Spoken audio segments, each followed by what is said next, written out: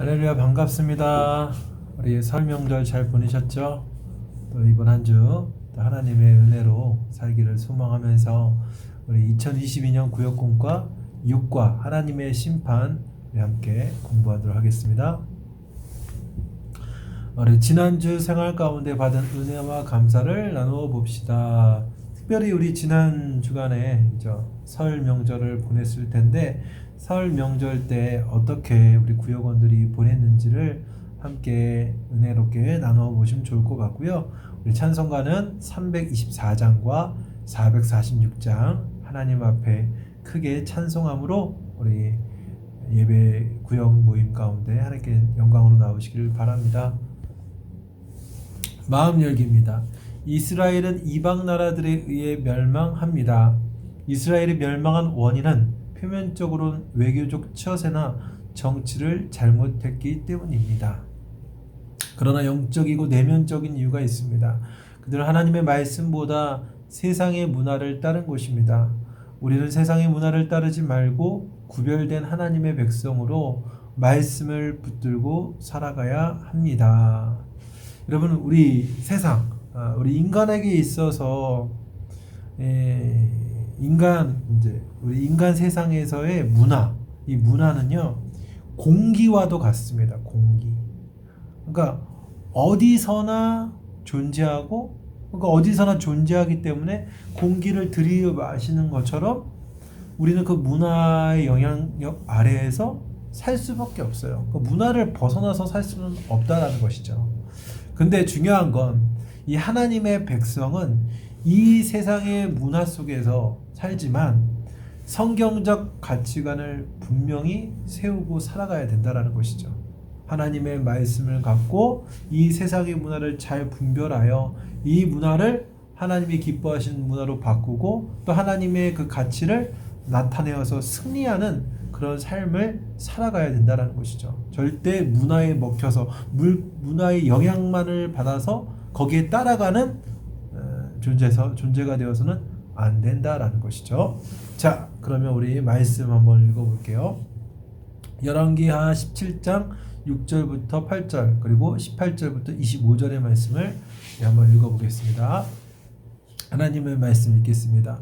호세아 제 9년에 아수르 왕이 사마리아를 점령하고 이스라엘 사람들을 사로잡아 아수르로 끌어다가 고산 강가에 있는 할라와 하볼과 메대 사람의 여러 고을에 두었더라. 이 일은 이스라엘 자손이 자기를 애굽 땅에서 인도하여 내사 애굽의 왕 바로의 손에서 벗어나게 하신 그 하나님 여호와께 죄를 범하고 또 다른 신들을 경외하며 여호와께서 이스라엘 자손 앞에서 쫓아내신 이방 사람의 규례와 이스라엘 여러 왕이 세운 율례를 행하였음이라. 여호와께서 이스라엘에게 심히 노하사 그들을 그의 앞에서 제거하시니 오직 유다 지파 외에는 남은 자가 없으리라. 유다도 그들의 하나님 여호와의 명령을 지키지 아니하고 이스라엘 사람들이 만든 관습을 행하였으므로 여호와께서 이스라엘 족속 온 족속을 버리사 괴롭게 하시며 노략군의 손에 넘기시고 마침내 그의 앞에서 쫓아내시니라. 이스라엘을 다윗의 집에서 찢어 나누심에 그들이 느밧의 아들 여로보암의 왕으로 삼았더니 여로보암이 이스라엘을 몰아 여호와를 떠나고 큰 죄를 범하게 하매 이스라엘 자손이 여로보암이 행한 모든 죄를 따라 행하여 거기서 떠나지 아니하므로 여호와께서 그의 종 모든 선지자들을 통하여 하신 말씀대로 드디어 이스라엘을 그 앞에서 내쫓으신지라. 이스라엘이 고향에서 아수르에 사로잡혀 가서 오늘까지 이르렀더라. 아수르 왕이 바벨론과 구다와 아와와 하맛과 스발와임에서 사람을 옮겨다가 이스라엘 자손을 대신하여 사마리아 여러 성읍에 두매 그들이 사마리아를 차지하고 그 여러 성읍에 거주하니라. 그들이 처음으로 거기 거주할 때 여호와를 경외하지 아니하므로 여호와께서 사자들을 그들 가운데에 보내심에 몇 사람을 죽인지라. 아멘. 지금 본문 열왕기하 17장의 이 내용은 이제 우리 이스라엘이 남과 북으로 갈렸잖아요. 그죠? 근데 이 북이스라엘, 지금 이 17장의 말씀은 북이스라엘의 멸망에 관해서 지금 기록하고 있습니다. 그러니까 북이스라엘의 멸망의 이유는 뭐 당연하겠지만 하나님의 말씀을 떠나고 그들이 각종 우상을 숭배하는 그 죄악으로 말미암아 북이스라엘이 멸망하게 되는데, 이런 하나님의 심판과 멸망, 그 이스라엘 멸망을 통해서 오늘 우리에게 주시는 교훈이 무엇인지 우리 네 가지 질문과 답변을 통해서 우리 하나님의 교훈을 나누도록 하겠습니다. 자, 1번. 이스라엘의 멸망의 원인은 무엇입니까? 열왕기하 17장 7절부터 8절입니다. 이 일은 이스라엘 자손이 자기를 애굽 땅에서 인도하여 내사 애굽의 왕 바로의 손에서 벗어나게 하신 그 하나님 여호와께 죄를 범하고 또 다른 신들을 경외하며 여호와께서 이스라엘 자손 앞에서 쫓아내신 이방 사람의 규례와 이스라엘 여러 왕이 세운 율례를 행하였습니다. 아멘. 이스라엘 멸망의 원인은 무엇일까요? 뭐 표면적으로 볼 때는 그 국제 정세를 볼 때, 그 당시 국제 정세를 볼 때 아수르가 굉장히 강한 나라였거든요. 그 아수르에 비해 상대적으로 북이스라엘이 너무나 약했기 때문에 그 아수르의 침입으로 인하여서 멸망한 것처럼 보입니다. 북이스라엘이 너무 약하기 때문에 강대한 나라 아수르 때문에 그 군사력으로 인하여서 침입으로 인하여 멸망했다. 그러나 성경은 단순히 그 표면적인 역사적인 사실만 보는 것이 아니라 그 사건이 왜 일어나는지 근본적인 원인을 설명하고 있습니다. 오늘 말씀을 보니까 이 북이스라엘이 바로 하나님 여호와께 죄를 범하고라고 되어 있죠. 하나님 앞에 죄, 어떤 죄를 범했다라는 걸까요? 바로 말씀에 대한 불순종, 하나님을 향한 그 말씀에 대한 불순종을 저질렀는데, 그 불순종 중에서 가장 악랄한 죄로서 바로 다른 신들, 즉 우상을 숭배했고, 또 그들 이방인들의 나라의 그 악한 문화를 이 북이스라엘이 그대로 수입하여 따라왔다라는 것이죠. 여러분, 이스라엘은 하나님이 세우시고 하나님이 통치하는 나라입니다. 그래서 율법, 하나님의 말씀에 기초한 하나님의 말씀의 문화로 맞춰서 살아야 했고, 또 그 문화, 하나님의 말씀에 따라야 했다라는 것이죠. 그런데 이 북이스라엘이 이러한 하나님의 법과 하나님의 통치를 버리고 우상과 그리고 이방의 악한 문화를 분별 없이 받아들여서 타락하게 된 것입니다. 그 타락으로 인하여 하나님께서는 아수르를 들어 이 나라 북이스라엘을 멸망시켜 버린 것이죠. 여러분, 우리 성도는 이러한 이스라엘 멸망의 원인을 보고 죄에 대한 경각심을 가져야 된다는 것입니다. 여러분, 우리가 정말 하나님을 우리의 주로, 또 우리의 왕으로, 우리의 삶의 통치자로 내가 정말 믿고 섬기고 있는지, 그리고 또 이 세상에 있는 문화, 물론 세상 문화 가운데 하나님의 일반 계시로 허락된 문화도 있지만 악한 문화도 있거든요. 이 악한 문화를 아무런 분별 없이, 필터링 없이 받아들이고 있지는 않은지, 여러분, 이러한 질문을 여러분 스스로 하면서 우리 자신의 신앙을 늘 점검하고 하나님 중심의 신앙, 성경 중심의 가치를 굳게 세워나가는 그런 거룩한 성도가 되어야 된다는 것이죠. 자, 계속해서 2번 볼게요. 하나님은 범죄한 그들을 갑자기 멸하시지 않고 어떻게 하셨습니까? 열왕기하 17장 13절, 여호와께서 각 선지자와 각 선견자를 통하여 이스라엘과 유다에게 지정하여 이르시기를, 너희는 돌이켜 너희 악한 길에서 떠나 나의 명령과 율례를 지키되 내가 너희 조상들에게 명령하고 또 내 종 선지자들을 통하여 너희에게 전한 모든 율법대로 행하라 하셨으나. 아멘. 하나님께서는 이 이스라엘을 죄를 지었다고 즉시로 심판하거나 멸하시진 않았습니다. 하나님께서는 이 죄로 인하여 타락한 북이스라엘, 또한 이 남유다를 그냥 방치해 놓은 게 아니라, 어느 날 갑자기 멸망시킨 것이 아니라 선지자를 보냈습니다. 하나님의 말씀을 대언하는 하나님의 선지자를 보내어서 하나님의 말씀, 그 메시지를 전하고 그들이 회개하도록 촉구했다라는 것이죠. 그러니까 하나님께서 이렇게 하신 이유는 뭐예요? 이 이스라엘 백성들이, 자손들이 이제 바른 길을 걷고 하나님의 은혜 안에, 하나님의 보호 아래, 하나님의 통치 아래에 살기를 원하셔서 이렇게 선지자들을 계속 보내주신 것입니다. 여러분, 하나님께서는 긍휼하신 하나님이십니다.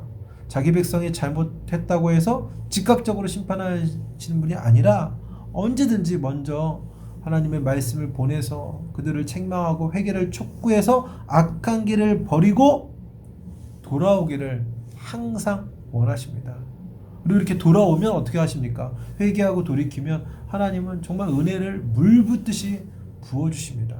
그래서 역사를 볼 때 하나님께서는 이 북이스라엘 가운데 뭐 엘리야라는 대선지자, 또 엘리사, 호세아, 아모스라는 선지자를 이 타락한 이스라엘 백성들에게 보내주셔서 그들에게 말씀을 전하고 회개를 촉구했는데, 근데 중요한 건 무엇입니까?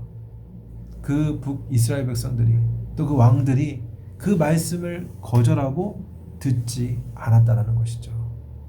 하나님의 말씀을 귀 기울이지 않는 그러한 사람과 그러한 백성의 결국 어떻게 됩니까? 망하는 길밖에 없다라는 것이죠. 말씀에 대해 귀가 닫혀 있으면 그 사람은 결국 심판을 받을 수밖에 없다라는 것입니다. 여러분, 그래서 성도는요, 언제나 하나님의 말씀에 귀를 열어놓아야 된다는 것이죠. 그리고 그 들은 말씀을 사모하고 그 말씀을 통하여 하나님께서 인도하시는 길로 따라가야 한다라는 것이죠. 그것이 바로 우리가 살 길이다라는 것입니다. 자, 계속해서 3번입니다. 남유다의 멸망의 원인은 무엇입니까? 열왕기하 17장 19절. 유다도 그들의 하나님 여호와의 명령을 지키지 아니하고 이스라엘 사람들이 만든 관습을 행하였으므로.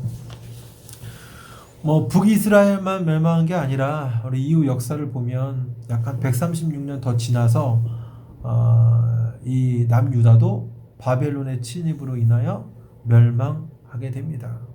이 멸망의 원인은 지금 읽은 말씀처럼 그 북이스라엘 사람들이 만든 관습을 그대로 따라 했다라는 거예요.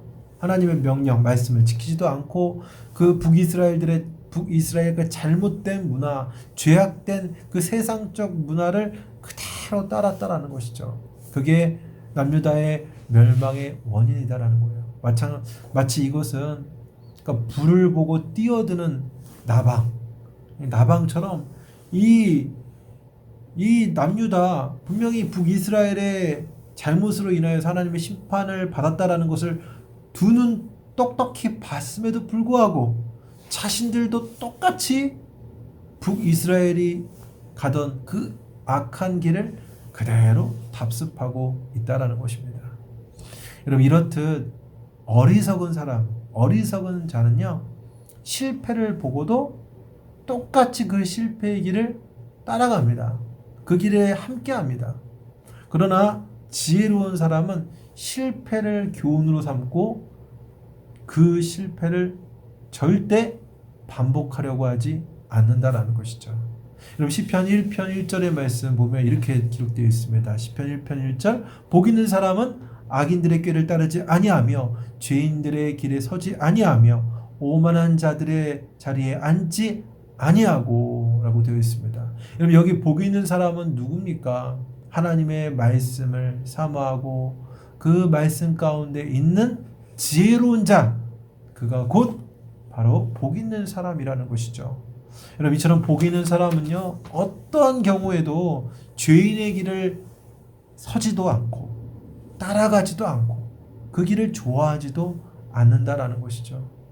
대신 하나님의 말씀을 정말 즐거워하고 그 말씀의 자리에 머물며 주님이 주시는 은혜를 풍성하게 누린다라는 것입니다. 사랑하는 여러분, 하나님의 백성은 이렇듯 언제든 복 있는 자처럼 항상 그 말씀의 자리, 그 율법의 자리에 항상 지켜야 됩니다. 아무리 죄인의 그 길, 죄인의 자리가 우리 육신의 눈으로 볼 땐 너무 좋아 보이고 나에게 너무 큰 유익을 주는 것 같이 보인다 할지라도 그 길의 끝은 어디입니까? 멸망이라는 것이죠. 당장 내가 손해보더라도 하나님의 말씀의 길을 선택하는 것이 우리에게 가장 큰 복이다라는 사실을 기억하시기를 바랍니다. 자, 4번입니다. 북이스라엘의 멸망 중에도 남유다를 어떻게 하셨습니까? 열왕기하 17장 18절 여호와께서 이스라엘에게 심히 노하사 그들을 그의 앞에서 제거하시니 오직 유다 지파 외에는 남은 자가 없으리라. 하나님께서는 이제 이스라엘 그 죄악을 저지르고 타락한 이스라엘을 분노하시고 아수를 들어 그들을 제거하죠. 멸망시킵니다. 그러나 하나님께서는 그러한 진노 중이라도 유다 지파를 남겨두십니다. 여러분, 하나님께서 북이스라엘을 저지른 악행과 이제 이후에 유다도 이런 똑같은 악행을 저지르는데 유다 지파라고 해서 무조건적으로 보호해준다 그런 의미는 아닙니다. 유다 지파여서 그게 아니라 하나님께서 마땅히 심판을 내리셔야 하는데 유다에게도 하지만 하나님께서 이전 다윗과 맺은 그 영원한 언약 그 왕위를 보존하시겠다는 그 언약을 기억하사 유다 지파의 그 남은 자를 구원해 나가시겠다. 끝까지 붙들고 나아가시겠다라고 약속해 주신 것입니다. 그 하나님은 이렇게 진노 중에도 하나님 자신이 하신 그 약속의 말씀을 반드시 이루신다라는 것이죠. 이게 바로 하나님의 은혜라는 것입니다. 여러분, 우리는 우리 삶을 보면 늘 실수투성이에요. 저만 보더라도 왜 이렇게 실수하고 부족한지 모릅니다. 맨날 넘어져요, 저도. 그러나 그럼에도 불구하고 하나님께서 나를 그리고 우리를 내치지 않는 이유는 무엇입니까? 바로 하나님의 은혜 때문입니다. 하나님의 은혜와 그리고 예수 그리스도의 그 십자가 은혜 때문에 우리는 오늘도 부족하고 연약하지만 그 은혜에 기대어 그 은혜를 붙잡고 오늘도 하나님 앞에 한 걸음 한 걸음 또 나아갈 수 있는 것입니다. 여러분, 이런 넘치는 하나님의 은혜를 기억하시고 감사하시기를 바랍니다. 우리가 이런 하나님의 백성으로 살아가는 그런 은혜의 백성 되시길 바랍니다. 자, 우리 나눔과 적용입니다. 하나님의 말씀보다 사람들이 만든 관습을 따르려는 것은 무엇이 있습니까?